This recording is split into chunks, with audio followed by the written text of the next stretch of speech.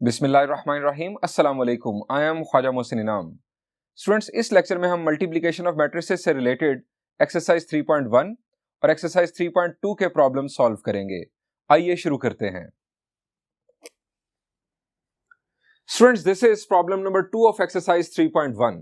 Statement is if A is this matrix, show that A raised to power 4 is equal to I2। हमें इस matrix को base बनाते हुए ये prove करना है, यानी A raised to power 4 को I2 के इक्वल प्रूव करना है। I2 क्या है जी? I for identity, identity matrix of order 2। जरा दिमाग में ले आए, शाबाश। चले मैं आपको रिकॉल करवाता हूं कि I2 क्या है।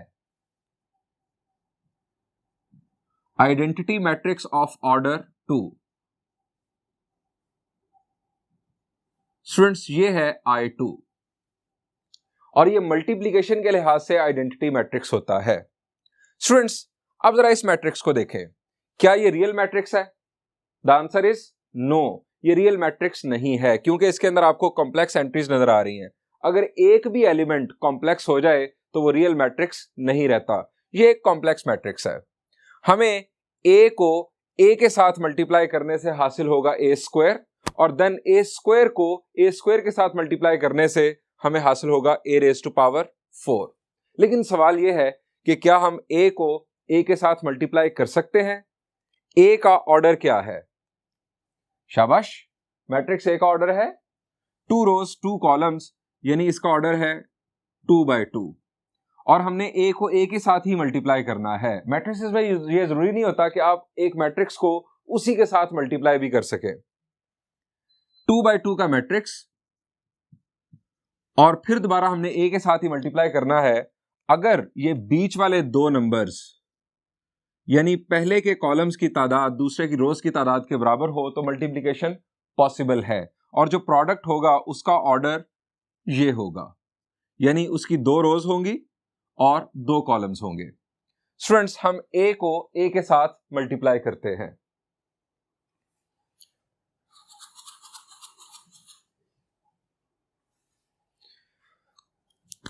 हम यहां लिखेंगे A into A matrix iota 0 1 minus iota, और फिर A matrix iota 0 1 minus iota. Students, अब हम ये प्रोडक्ट परफॉर्म करेंगे। लेफ्ट साइड पर आ गया हमारे पास A square is equal to, first row को फर्स्ट कॉलम के साथ मल्टीप्लाई करेंगे, एओटा इंटू एओटा। शाबाश, iota into iota, it will be iota square, plus 0 into 1 will be 0। अब फर्स्ट रो को सेकंड कॉलम के साथ मल्टीप्लाई करेंगे, हमारे पास फर्स्ट रो का सेकंड एलिमेंट हासिल होगा। Aorta into 0 will be 0, plus 0 into minus aorta will be 0। आप प्लस 0 लिख दें या माइनस 0 लिख दें, क्योंकि 0 है तो कोई फर्क नहीं पड़ता। देन सेकंड रो को फर्स्ट कॉलम के साथ मल्टीप्लाई करेंगे तो सेकंड रो का फर्स्ट आपके पास एलिमेंट हासिल होगा। 1 into aorta is aorta, and minus aorta into 1 is minus aorta. अब सेकंड रो को सेकंड कॉलम के साथ मल्टीप्लाई करेंगे, 1 into 0 is 0, and minus aorta into minus aorta, minus minus हो जाएगा प्लस, और ये आ जाएगा एओटा स्क्वायर। इसको सिंप्लीफाई करते हैं। A square is equal to, जी स्टूडेंट्स, एओटा स्क्वायर क्या होता है? शाबाश, एओटा स्क्वायर इज -1। एओटा है हमारे पास इक्वल टू -1 स्क्वायर रूट, और एओटा स्क्वायर होगा -1 के इक्वल। यहां पर आ गया -1, यहां पर 0, एओटा माइनस एओटा इज 0, और एओटा स्क्वायर अगेन -1। स्टूडेंट्स, ये हमारे पास आ गया ए स्क्वायर। हमें ए रेज टू पावर 4 मालूम करना है। अब ए स्क्वायर को ए स्क्वायर के साथ मल्टीप्लाई कर देते हैं। नाउ ए स्क्वायर इंटू ए स्क्वायर। चूंकि हमें ए रेज टू पावर 4 मालूम करना है, सो ए स्क्वायर इंटू ए स्क्वायर, हम ए स्क्वायर को लिखेंगे 2 दफा, -1 0 0 -1 -1 0 0 -1 इंटू -1 0 0 -1। मल्टीप्लीकेशन परफॉर्म करते हैं। लेफ्ट साइड पर हमारे पास आ गया ए रेज टू पावर 4, यही हमें रिक्वायर्ड था। राइट साइड पर मल्टीप्लीकेशन परफॉर्म करते हैं। -1 into -1 will B 1, 0 into 0 will be 0, -1 into 0 will be 0, 0 into -1 will be 0, 0 into -1 0, and -1 into 0 again 0, 0 into 0 is 0, and -1 into -1 will be +1. A raised to power 4 is equal to 1 0 0 1। Students, ये क्या हासिल हुआ जी? ये हमें हासिल हो गया आइडेंटिटी मैट्रिक्स ऑफ ऑर्डर 2। हम यहां लिखेंगे hence A raised to power 4 is equal to I2 proved। Students, अब एक बात बताइए, ऐसे दो नंबर्स जिनको मल्टीप्लाई करने से हमें मल्टीप्लिकेटिव आइडेंटिटी 1 हासिल हो, उसे उन दो नंबर्स को क्या कहते हैं? ऐसे दो नंबर्स जिनको आपस में मल्टीप्लाई करने से हमें मल्टीप्लिकेटिव आइडेंटिटी 1 हासिल हो, हम ऐसे दो नंबर्स को क्या कहते हैं? शाबाश, ऐसे दो नंबर्स कहलाते हैं एक दूसरे का मल्टीप्लिकेटिव इनवर्स। अब यहां पर इन दो मैट्रिसेस को मल्टीप्लाई करने से हमें हासिल हुआ आइडेंटिटी मैट्रिक्स। इसका मतलब है कि ये दोनों मैट्रिसेस एक दूसरे का मल्टीप्लिकेटिव इनवर्स है, और इनफैक्ट ये दो मैट्रिसेस नहीं है, ये एक ही मैट्रिक्स है। हमने ए स्क्वायर को ए स्क्वायर के साथ ही मल्टीप्लाई किया, ये एक सेम मैट्रिक्स है। इसका मतलब ये है कि ये मैट्रिक्स सेल्फ इनवर्स है, अपना ही इनवर्स है। इसको अपने साथ ही मल्टीप्लाई करने से हमें आइडेंटिटी मैट्रिक्स हासिल हो रहा है। हम यहां कह सकते हैं A square is a self inverse matrix. Students, इस प्रॉब्लम की बेस पर प्रॉब्लम नंबर 11 ऑफ एक्सरसाइज 3.1 आप खुद सॉल्व कीजिएगा। मैं अब आपके लिए सॉल्व करूंगा problem number 14 of exercise 3.1।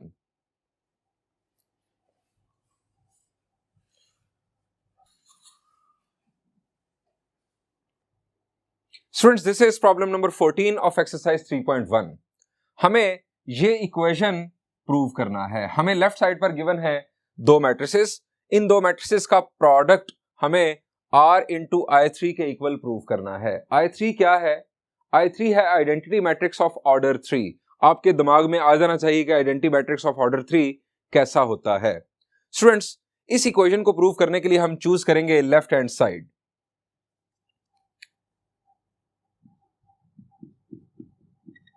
Left hand side पर हमारे पास दो मैट्रिसेस हैं। फर्स्ट मैट्रिक्स का ऑर्डर क्या है? शाबाश, 3 रोज और 3 कॉलम्स, यानी इसका ऑर्डर है 3 by 3, और दूसरे मैट्रिक्स का ऑर्डर भी 3 by 3। और कंडीशन फॉर मल्टीप्लिकेशन है कि बीच वाले दोनों नंबर सेम होने चाहिए, पहले की कॉलम्स और दूसरे की रोज की तादाद आपस में बराबर हो।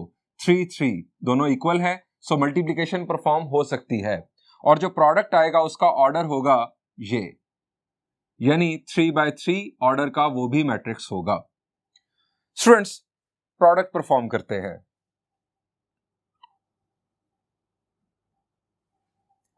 फर्स्ट रो को फर्स्ट कॉलम के साथ मल्टीप्लाई करेंगे तो हमें हासिल होगा फर्स्ट एलिमेंट फर्स्ट रो का।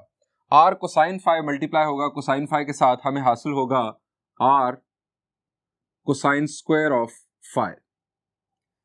अब 0 मल्टीप्लाई हुआ 0 के साथ तो ये आ गया 0, और माइनस साइन फाई मल्टीप्लाई हुआ माइनस R साइन फाई के साथ, तो minus minus plus R sine square of phi. इसके बाद फर्स्ट रो सेकंड कॉलम के साथ मल्टीप्लाई होगी। R को साइन फाई मल्टीप्लाई हुआ 0 के साथ तो आ गया 0, प्लस 0 मल्टीप्लाई हुआ 1 के साथ तो 0, और माइनस साइन फाई मल्टीप्लाई हुआ 0 के साथ ये भी आ गया 0। अब फर्स्ट रो थर्ड कॉलम के साथ R को साइन फाई के साथ मल्टीप्लाई हुआ तो ये आ गया R sine phi cosine phi. Plus 0 multiply हुआ 0 के साथ, ये आ गया 0 plus minus sine five multiply हुआ r कोसाइन फाइव के साथ, तो इनफैक्ट यहां पर प्लस की बजाय आ जाएगा minus r sine five cosine five.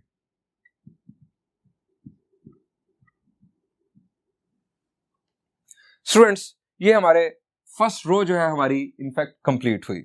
अब आते हैं सेकंड रो पर। सेकंड रो मल्टीप्लाई होगी फर्स्ट कॉलम के साथ, 0 into cosine five, it will be 0। मैं कलर चेंज कर लेता हूं ताकि आपको वाज़ेह फर्क नजर आता रहे। 0 इंटू कोसाइन फाइव इज 0। उसके बाद r मल्टीप्लाई होगा 0 के साथ, तो ये 0, और 0 मल्टीप्लाई होगा माइनस r साइन फाइव के साथ, ये भी 0। इसके बाद second row second column, 0 into 0 will be 0, r into 1 will be r, and 0 into 0 will be 0। Second row third column, 0 into sine five will be 0, r into 0 will be 0, and 0 into r cosine phi will be 0. Third row, first column, r sin phi cosine phi के साथ multiply होगा तो ये आ जाएगा r sin phi cosine phi plus 0 multiply होगा 0 के साथ तो 0, और cosine phi minus r sin phi के साथ मल्टीप्लाई होगा तो ये आ जाएगा minus r sine phi cosine phi. इसके बाद थर्ड रो सेकंड कॉलम के साथ r साइन फाइ 0 के साथ मल्टीप्लाई हुआ तो ये आ गया 0। उसके बाद 0 मल्टीप्लाई हुआ 1 के साथ तो यहां पर 0, और कोसाइन फाइ 0 के साथ मल्टीप्लाई हुआ तो अगेन आ गया 0। Third row third column, r sine phi into sine phi, क्या होगा? It will be r sine square of phi plus 0 into 0 will be 0, और cosine phi into r cosine phi, it will be r cosine square of phi, और यहां पर matrix and हुआ।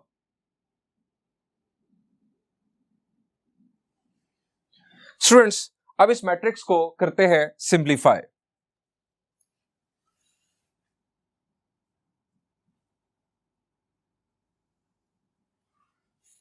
Next students, हम इस matrix को अब simplify करेंगे। यहां पर जरा देखें, r कोसाइन स्क्वायर फाइ और r sine square phi, r हमें मिलेगा कॉमन, ब्रैकेट में हासिल होगा sine square phi plus cosine square phi, r common, bracket में sine square phi plus cosine square phi, bracket closed. ये आ गया हमारे पास 0, और यहां पर अगर आप देखें तो ये positive r sine phi cosine phi और ये minus r sine phi cosine phi, आप समझ गए होंगे कि ये दोनों होंगे कैंसिल। 0 और देन अगेन 0, यहां पर हमें मिला 0, और अगेन यहां पर हमें मिला 0। देन आ जाए सेकेंड रो पर, 0 r 0, 0 r 0। Next we have again ये दोनों टर्म्स कैंसिल, 0 0, और यहां से r कॉमन, 0 0, और r कॉमन लेने से ब्रैकेट में sine square phi plus cosine square phi.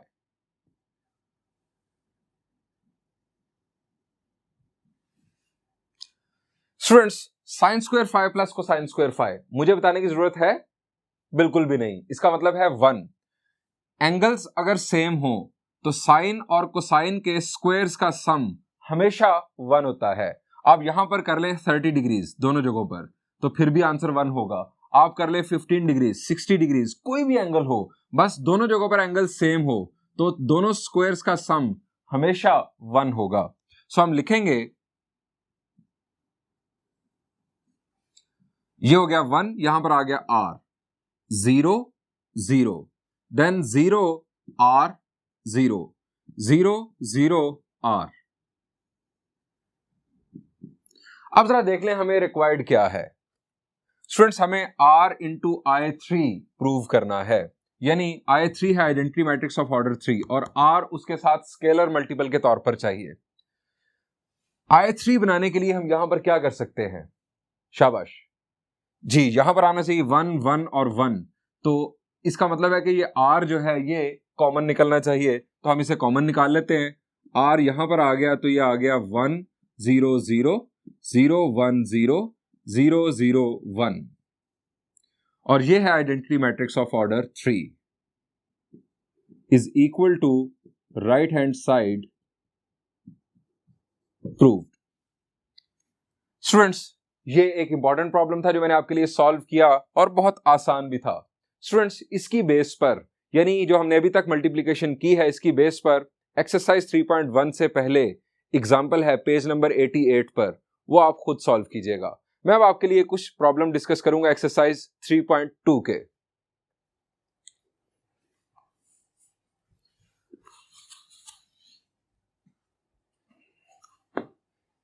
Students, this is first problem of exercise 3.2। हमें इस मैट्रिक्स को कंसिडर करते हुए ये दो इक्वेशंस प्रूव करना है। स्टूडेंट्स, ये मैट्रिक्स क्या है? शाबाश, Aij इसका एलिमेंट है और ये 3 रोज और 4 कॉलम्स पर मुश्तमिल है। पहले इस मैट्रिक्स को जरा बना लेते हैं। हियर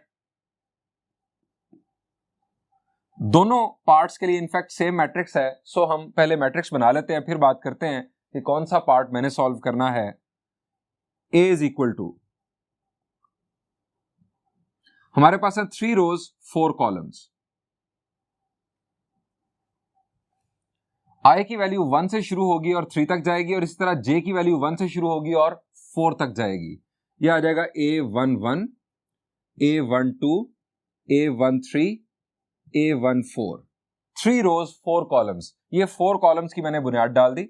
अब आएगा A21, A22, A23 और A24, then A31, A32, A33 और A34। स्टूडेंट्स, ये हमारा बन गया इस जनरेटर के मुताबिक मैट्रिक्स। हमें फर्स्ट पार्ट में I3 इंटू A को A के इक्वल प्रूव करना है। I3 क्या है? जी, I3 है identity matrix of order 3। I3 पहले है, A बाद में है। जरा देखते हैं कि क्या ये मल्टीप्लीकेशन वाकई परफॉर्म की जा सकती है। I3 का ऑर्डर होगा 3/3 और हमारे A मैट्रिक्स का ऑर्डर है 3/4। इसका मतलब यह है कि ये दो नंबर्स आप जानते हैं कि अगर सेम हो तो मल्टीप्लिकेशन परफॉर्म की जा सकती है और जो प्रोडक्ट होगा उसका ऑर्डर होगा 3/4 और 3/4 ही आना चाहिए क्योंकि हमें प्रोडक्ट के तौर पर A ही वापस चाहिए और A का ऑर्डर जो है वो 3/4 है। स्टूडेंट्स, अगर हम इसको स्विच करें, क्या A को I3 के साथ मल्टीप्लाई किया जा सकता है? अगर आप 3/4 लिखेंगे पहले और देन 3/3, पहले हमारे पास आ गया A का ऑर्डर और देन आ गया I3 का ऑर्डर। अब ये दोनों नंबर्स आपस में बराबर नहीं है, सो मल्टीप्लिकेशन परफॉर्म नहीं हो सकती। यानी I3 इंटू A हो सकता है लेकिन A इंटू I3 परफॉर्म नहीं किया जा सकता। स्टूडेंट्स, मैं आपके लिए फर्स्ट पार्ट सॉल्व करूंगा, आप सेकंड पार्ट होमवर्क के तौर पर कीजिएगा। हमने इस मैट्रिक्स को मल्टीप्लाई करना है I3 के साथ, I3 भी कंसिडर कर लें, यानी मैं सॉल्व कर रहा हूं यहां पर पार्ट 1 I3 है and I3 is equal to 1 0 0 0 1 0 0 0 1। Left hand side consider करेंगे,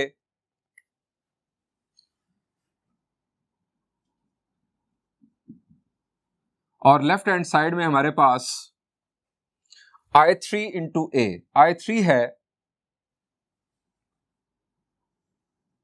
1 0 0 0 1 0 0 0 1 और देन हमारे पास है मैट्रिक्स A। मैट्रिक्स A लिखेंगे A11, A12, A13, A14, A21, A22, A23, A24, A31, A32, A33, A34। Students अब हम ये प्रोडक्ट परफॉर्म करेंगे।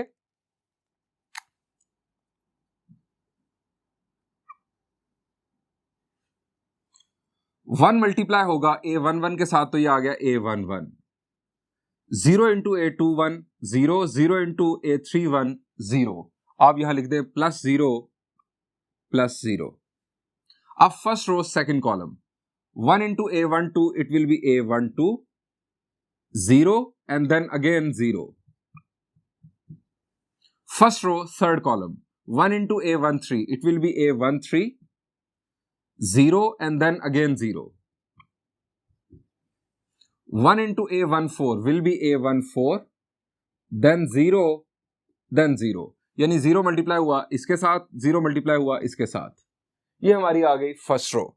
अब फर्स्ट रो से आपको पता चल रहा है कि यहां पर आ जाएगा A11, यहां A12, यहां A13, यहां A14, यानी मैट्रिक्स ए की फर्स्ट रो हमारे पास मुकम्मल हो चुकी होगी। मैं आपके लिए अब मुकम्मल कर देता हूं इस सॉल्यूशन को। 0 into A11 will be 0, 1 into A21 will be A21 and then 0।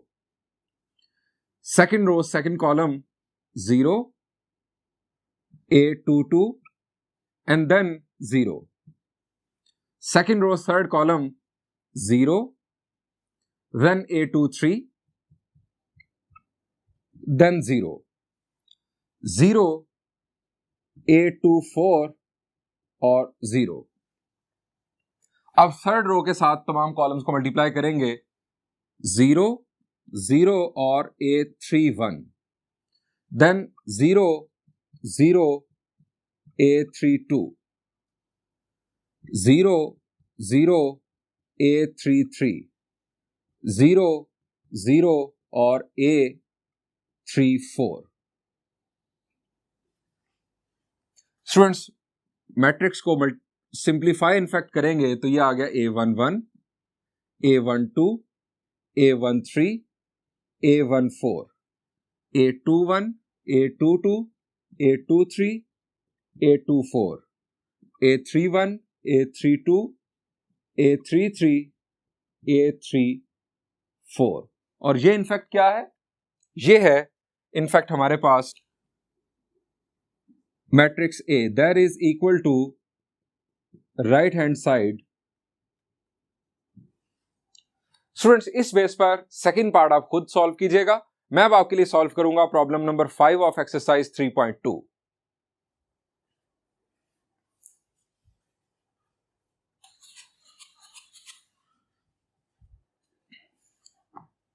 Students this is problem number 5 of exercise 3.2। हमें गिवन है ये तीन मैट्रिसेस। हमें इन तीन मैट्रिसेस की बुनियाद पर ये दो इक्वेशंस प्रूव करना है। स्टूडेंट्स जरा इन इक्वेशंस को देखिए, आपको किसी प्रॉपर्टी की याद आएगी। शाबाश। फर्स्ट इक्वेशन को अगर आप देखें तो आपको याद आएगी, जी बिल्कुल, associative property of matrix multiplication. और सेकेंड इक्वेशन को जरा आप देखें, जी ये है distributive property of multiplication over addition. और यहां पर सी अगर राइट साइड पर लिखा है तो ये है राइट डिस्ट्रीब्यूटिव प्रॉपर्टी। हमें इनफैक्ट यहां पर ये दो प्रॉपर्टीज इन तीन मैट्रिसेस की बेस पर प्रूव करना है। स्टूडेंट्स ये बहुत ही आसान प्रूफ है। मैं आपको सिर्फ और सिर्फ इसका रोड मैप बताता हूं, प्लान बताता हूं, आप इन दोनों प्रॉब्लम्स को खुद सॉल्व कीजिएगा। फर्ज करें अगर हमें फर्स्ट पार्ट सॉल्व करना है, यानी इन तीन मैट्रिसेस की बेस पर हमें एसोसिएटिव प्रॉपर्टी प्रूव करना है, तो आप चूज करेंगे left hand side.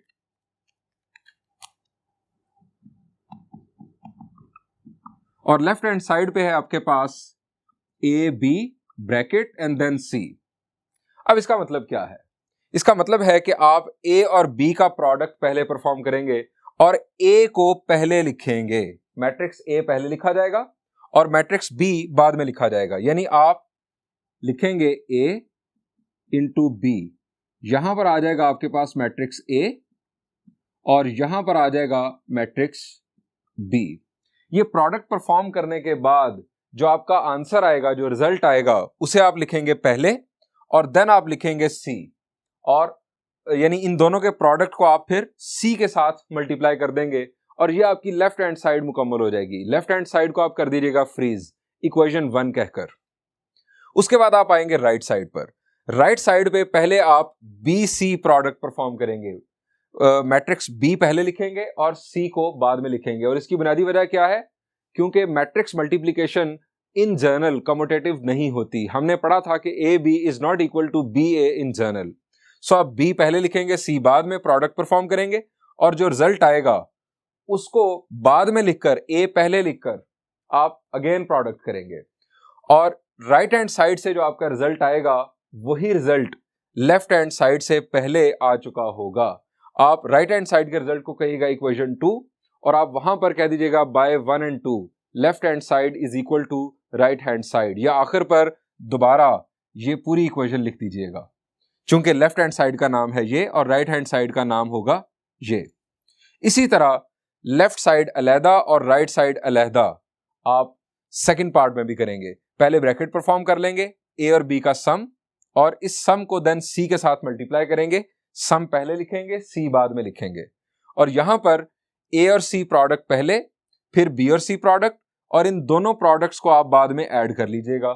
Left side और राइट साइड को अलग-अलग परफॉर्म करने पर दोनों रिजल्ट्स आपके पास सेम आने चाहिए। उसी बेस पर आप कहेंगे कि ये इक्वेशन प्रूव हुई।